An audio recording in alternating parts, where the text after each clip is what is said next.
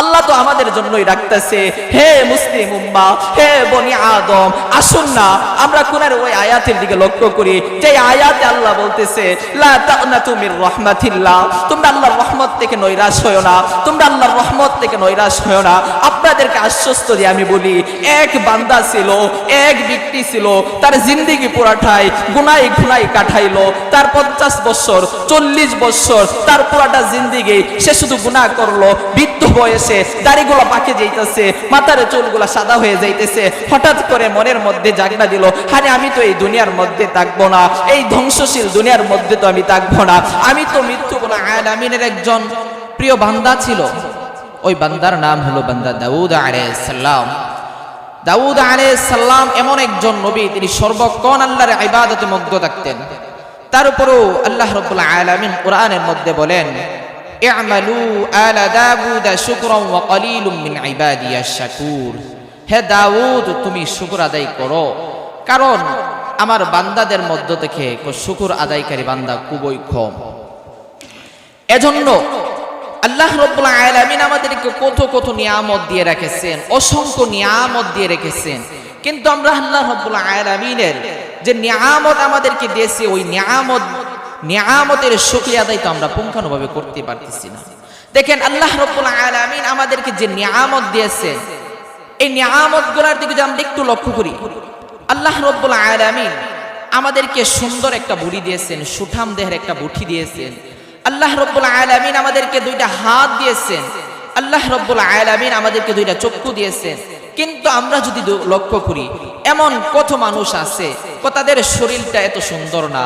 আমরা যদি আল্লাহর সৃষ্টির দিকে লক্ষ্য করি, দেখা যায় কত মানুষ আছে তাদের একটা হাত নাই, কত মানুষ আছে একটা চোখ নাই, কত মানুষ আছে একটা পা নাই, কত মানুষ আছে তার শরীরের মধ্যে কত ধরনের একটা নিয়ামত গুলো নাও থাকতে পারে। কিন্তু আল্লাহ রাব্বুল আলামিন আমাদেরকে যে একটা সুঠাম দেহের একটা শরীর দিয়েছে, ওই নিয়ামতের শুকরাতা আমরা আল্লাহ রাব্বুল আলামিনের জন্য আমরা আল্লাহ রাব্বুল আলামিনের কতটুকু শুকরিয়া আদায় করছি। আল্লাহ রাব্বুল আলামিন আমাদেরকে এত নিয়ামত দেওয়ার পরে, আল্লাহ রাব্বুল আলামিন যে আমাদেরকে এত নিয়ামত দিয়েছেন, আমরা আল্লাহ রাব্বুল আলামিনের জন্য কি করছি? আল্লাহ রাব্বুল আলামিন তো আমাদেরকে অযথা বানাই নাই। আল্লাহ রাব্বুল আলামিন কোরআনের মধ্যে বলেন, ওমা খালাকতুল জিন্না ওয়াল ইনসা ইল্লা লিয়াবুদুন, আমি আমার বান্দাদেরকে সৃষ্টি করেছি একমাত্র আমার ইবাদত বন্দেগী করার জন্য।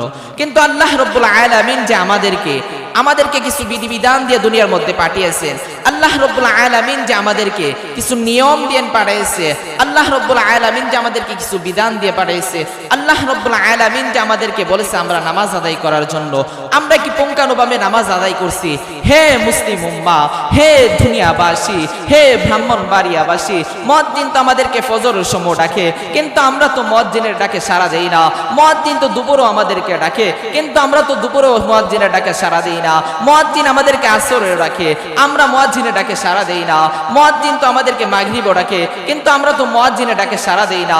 মুয়াজ্জিন তো আমাদেরকে এশারও ডাকে, আমরা তো মুয়াজ্জিনের ডাকে সাড়া দেই না। মুয়াজ্জিন তো আমাদেরকে ফজরও ডাকে, মুয়াজ্জিন তো আমাদেরকে নামাজের ওয়াক্তগুলো হইলে ডাকতে দেখে, কিন্তু আমরা তো আল্লাহ রাব্বুল আলামিনের ওই বিধান নামাজের জন্য আমরা মসজিদের দিকে যাই না। হে মুসলিম উম্মাহ, হে বনি আদম, আল্লাহ রাব্বুল আলামিন যে আমাদেরকে নিয়ামত দিয়েছে, আমরা নিয়ামতের শুকর আদান আমাদের জন্য কর্তব্য ছিল আমরা আল্লাহ রাব্বুল আলামিনের ইবাদত বন্দেগী করা, কিন্তু আমরা তো আল্লাহ রাব্বুল আলামিনের নাফরমানি করতেছি। হে মুসলিম উম্মাহ, হে বনি আদম, কাল হাসরের ময়দানে আমাদের অবস্থাটা কেমন হবে? কাল হাসরের ময়দানে আমাদের জিন্দেগীর এই বদ আমল নিয়ে যদি কাল হাসরের ময়দানে যাই, তাহলে আমাদের কপালটা কেমন হবে? আমরা তো জাহান্নামের আগুনে জ্বলতে হব। আমাদের জিন্দেগিটা তো গুনাই গুনাই কাটিয়ে দিলাম, আমাদের জিন্দেগিটা তো গুনাই গুনাই কাটিয়ে দিলাম। আমরা তো জন্মের পর থেকে আল্লাহ রাব্বুল আলামিনের ইবাদত বন্দেগীগুলা ভালো মতে করতেছি না, কিন্তু আমাদের যে পরকালে শাস্তি ভোগ করতে হবে, এর জন্য কি আমরা একটু চিন্তা করেছি? আসুন আমরা আল্লাহ রাব্বুল আলামিনের বিধিবিধানগুলো ভালো মতে পালন করি।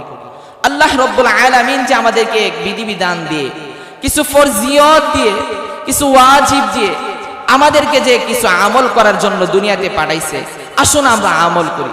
যদি আপনারা বলেন, হুজুর জিন্দেগিটা তো কাটাই দিলাম গুনাই গুনাই, হুজুর জিন্দেগিটা তো বরবাদ করে দিলাম গুনাহ করতে করতে, আমরা তো আমাদের জিন্দেগি পুরাটা এই গুনাই কাটিয়ে দিলাম, আমি আপনাদেরকে আশ্বস্তি দিয়ে বলবো, কোরআনের ওই আয়াতের দিকে লক্ষ্য করেন, কোরআনের ওই বাণীর দিকে লক্ষ্য করেন।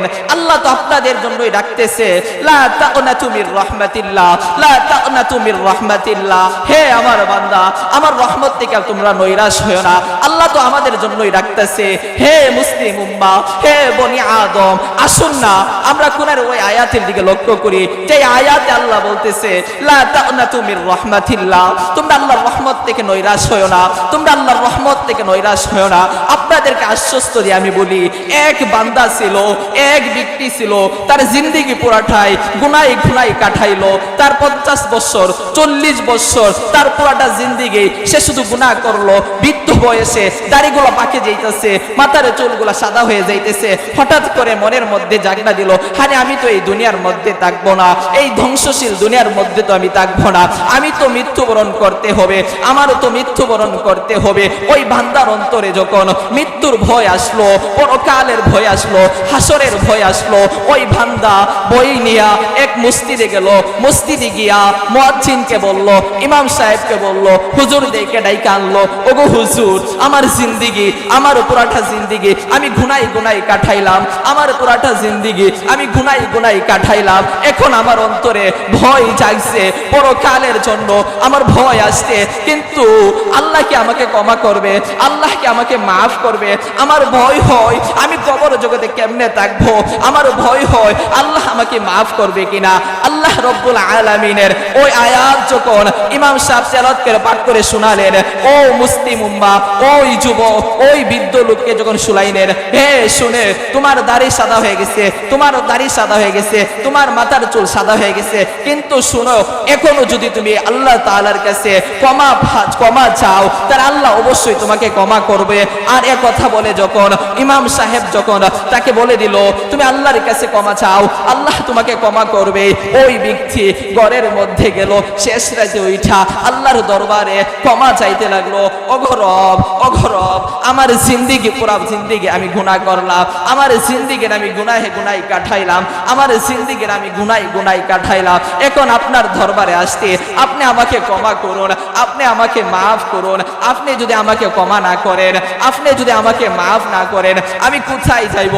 থেকে আওয়াজ আসলো, ওরে বান্দা, শুনে রাখো, তুমি যে অক্ত আমি আল্লাহর কাছে আসতো, আল্লাহর কাছে যদি আসতো, এই মুহূর্তে যাও, তোমাকে ক্ষমা করে দিলাম।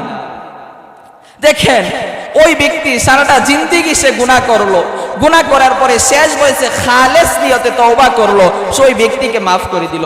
শুনুন, আপনি আর আমি তো সাধারণ কোন নবীর উম্মত নয়, আপনি আর আমি তো এমন এক নবীর উম্মত, আপনি আর আমি তো এমন এক নবীর উম্মত, যেই নবীর শাফায়াত করবে সমস্ত উম্মতের জন্য, সমস্ত নবীর উম্মতের জন্য শাফায়াত করবে।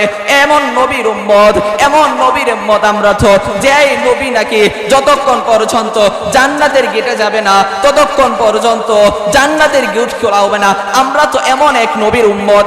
আসুন না দেখি অন্য নবীর উম্মতদের কথা। আসুন না, একবার মুসা আলাইহিস সালামের জমানায় বৃষ্টি হচ্ছিল না, বৃষ্টি না হওয়ার কারণে সাম্রাজ্যের মধ্যে এক ভয়ঙ্কর খুব অভাব অনটনের দেখা দিল। ওই সাম্রাজ্যের মধ্যে পাখিগুলো কষ্ট করতেছে, মাছগুলো কষ্ট করতেছে, বকরিগুলো কষ্ট করতেছে, নদীর পানিগুলো শুকিয়ে যাচ্ছে, কালের পানিগুলো শুকিয়ে যাচ্ছে, নদীর পানিগুলো শুকিয়ে যাচ্ছে। যখন শুকিয়ে যাইতেছে, শুকানোর পরে অভাব অনটন দেখা দিল।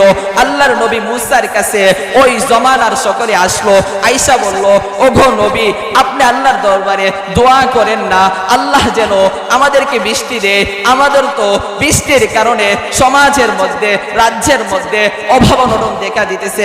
আল্লাহর নবী মুসা ওই উম্মতদেরকে নিয়ে এক মজমা বসলো, মজমার মধ্যে আল্লাহর কাছে হাত চইলা দোয়া করতেছে, অঘরব অঘরব, এই সাম্রাজ্যের মধ্যে বৃষ্টি না হওয়ার কারণে অভাব অনটন দেখা দিচ্ছে, দুর্ভিক্ষ দেখা দিচ্ছে, আপনি বৃষ্টি দেন, আপনি বৃষ্টি দেন। কিন্তু আল্লাহ তাআলা মুসা আলাইহিস সালামকে জানিয়ে দিলেন, ওগো মুসা, তুমি যাদেরকে নিয়ে বসতো, এদের মধ্যে এমন একজন লোক আছে, এমন একজন ব্যক্তি আছে, যার গুনাহের কারণে বৃষ্টি হচ্ছে না। যতক্ষণ পর্যন্ত ওই ব্যক্তিটা না যাবে, যতক্ষণ পর্যন্ত ওই মজমা থেকে ওই ব্যক্তিটা উঠে না যাবে ততক্ষণ পর্যন্ত বৃষ্টি দিব না। মুসা আলাইহিস সালাম সাম্রাজ্যের লোকদেরকে নিয়ে যাদেরকে নিয়ে বসছিলেন তাদেরকে জানিয়ে দিলেন, ওগো মুসলিম উম্মাহ, ওগো দুনিয়াবাসী, তোমরা শুনে রাখো, আজ তোমাদের মধ্যে এমন একজন ব্যক্তি আছে, এমন একজন লোক আছে যার কারণে বৃষ্টি হচ্ছে না। যতক্ষণ পর্যন্ত তুমি সরে না যাইবা ততক্ষণ পর্যন্ত বৃষ্টি দেওয়া হবে না। ওই ব্যক্তির অন্তরে তো নারা দিয়ে ফেললো, আরে এই মজলিসের মধ্যে তো আমি সবচেয়ে বড় গুনাহগার, আমি সবচেয়ে বড় গুনাহগার। ওই ব্যক্তি মনে মনে ভাবলো, আমি যদি এই মজমা থেকে উঠে যাই, আমি যদি এই জমাত থেকে উঠে যাই, তাহলে তো লোকেরা আমাকে চিনিয়ে ফেলবে, লোকেরা কাল সকালে আমার স্ত্রীকে গালি দিবে, আমার সন্তানকে গালি দিবে, আমাকে গালি দিবে, আমি কেমনে মজলিস থেকে উঠি। ওই ব্যক্তি আল্লাহর দরবারে দোয়া করতে লাগলো, ওগো রব, ওগো আরশের মালিক, ওগো কাবার মালিক, 40টা বছর গুনাহ করলাম, আমার জিন্দেগির পর থেকে নিয়ে আজ পর্যন্ত আমার জীবনটা গুনাই গুনাই কাটিয়ে দিলাম, কোনোদিন আপনি প্রকাশ করছেন না, কারণ আপনি তো সাত্তার, আপনি তো সাত্তার, আপনার সাত্তার নামের খাতিরে আপনি গোপন রাখেছিলেন। ওগো রব, আপনার আরেকটা নাম তো গফফার, আপনার আরেকটা নাম তো গফফার। আজকের এই মুহূর্তে আমি আপনার গফফার নামের খাতিরে আমি ক্ষমা চাইতেছি, আমাকে মাফ করে দেন। আজকের পরে আর কোনোদিন আমি গুনাহ করব না, আর গুনাহ করব না। ওগো রব, আমাকে যদি আপনি মাফ না করেন, আপনি তো কুল হুয়াল্লাহু আহাদ, আমি ক্ষমা প্রার্থনার জন্য তো আর কারো কাছে যাইতে পারবো না। আপনি তো হুয়াল আউয়াল ওয়াল আখির ওয়াল যাহির ওয়াল বাতিন, আপনিই তো প্রথমে, আপনিই তো শেষ, আপনি ছাড়া তো আমার কোনো রব নাই। আপনি আমাকে ক্ষমা করে দিন না, আপনি আমাকে মাফ করে দিন না। সাথে সাথে বৃষ্টি নাজিল হতে লাগলো। মুসা আলাইহিস সালাম বললেন, ওগো আল্লাহ, আপনি বলছেন বৃষ্টি দিবেন না, কিন্তু আজকে তো বৃষ্টি দিয়ে দিলেন। আল্লাহ তাআলা জানিয়ে দিলেন, হ্যাঁ মুসা, শুনে রাখো, যার জন্য বৃষ্টি দিছিলাম না, এখন তার জন্যই বৃষ্টি হয়েছে। এজন্য শুনুন, আমরা যদি খালিস নিয়তে তওবা করতে পারি, আমরা যদি ওই ব্যক্তির মতো তওবা করতে পারি, আমাদের জিন্দেগি, সারাটা জিন্দেগি যে গুনাই গুনাই কাটাইলাম, এখনো যদি আমরা সঠিকভাবে তওবা করতে পারি, আমরাও আশাবাদী আল্লাহ রাব্বুল আলামিন আমাদেরকে মাফ করে দিবেন। এজন্য আসুন আমরা আমাদের জিন্দেগির সমস্ত গুনাহের জন্য তওবা করে আল্লাহর কাছে মাফ চাই। আমরাও দোয়া করি, আপনারাও দোয়া করেন, আল্লাহ যেন আমাদের সবাইকে মাফ করে দেন।